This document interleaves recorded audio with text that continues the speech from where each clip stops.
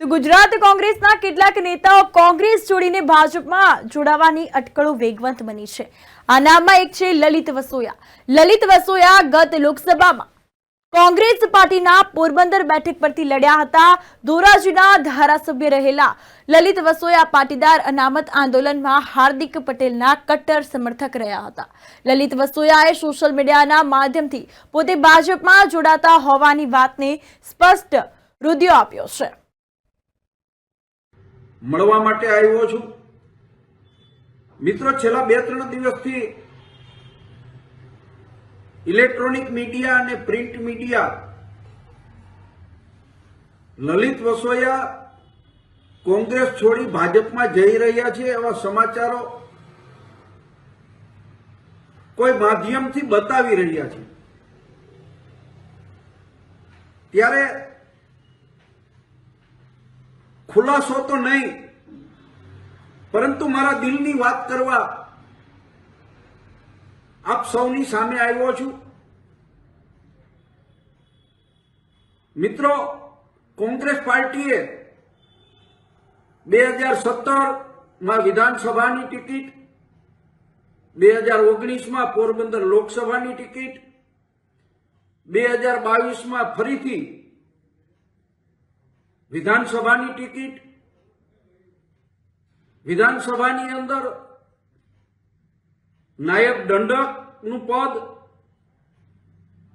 અને ફરીથી મને રાજકોટ જિલ્લા કોંગ્રેસના પ્રમુખ તરીકેની જવાબદારી આપી છે। કોંગ્રેસ પાર્ટીએ મને ઘણું બધું આપ્યું છે। કોંગ્રેસ પાર્ટીનું મારી ઉપર ઋણ છે। મિત્રો, મારા પરિવારની એક પરંપરા રહી છે। મારા દાદા પણ મને શીખવાડતા ગયા છે કે કોઈનું ઋણ, કોઈનું કર્જ આપણી માથે ન રહેવું જોઈએ। એ મિત્ર હોય કે દુશ્મન હોય, પણ મરતા પહેલા એનું કર્જ ચૂકવવું જોઈએ। મિત્રો, કોંગ્રેસ પાર્ટીનું મારી ઉપર ઘણું ઋણ છે અને એ ઋણ ચૂકવવા માટે મેં સંગઠનમાં રાજકોટ જિલ્લા કોંગ્રેસ પ્રમુખ તરીકેની જવાબદારી લીધી છે અને આપ સૌને ખાતરી આપું છું કે કોંગ્રેસ પાર્ટીના આ નબળા સમયની અંદર હું કોંગ્રેસનું ઋણ ચૂકવવા માટેનો પ્રયત્ન કરવાનો છું અને આ સંજોગોમાં પાર્ટીની આ નબળી સ્થિતિની અંદર જો હું પાર્ટી છોડીને જાઉં તો હું એવું માનું છું કે મારી જનતાનું ધાવણ લાગે। અને આ સોશિયલ મીડિયાના માધ્યમથી મારે પત્રકાર મિત્રોને પણ કહેવું છે કે આપની ફરજ બજાવો છો, પણ સાથે સાથે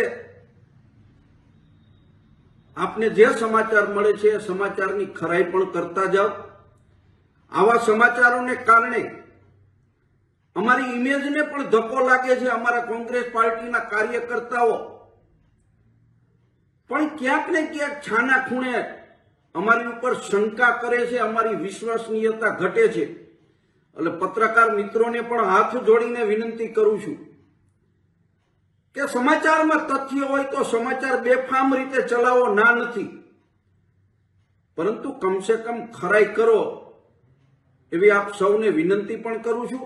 અને મારા સૌ કોંગ્રેસી કાર્યકર્તાઓને, કોંગ્રેસી મિત્રોને ફરીથી ખાતરી આપું છું કે મિત્રો, જ્યાં સુધી કોંગ્રેસનો નબળો સમય છે અને કોંગ્રેસનું ઋણ જ્યાં સુધી હું નહીં ચૂકવી શકું ત્યાં સુધી હું કોંગ્રેસ પાર્ટી છોડવાનો નથી એવી આપ સૌને ખાતરી આપું છું।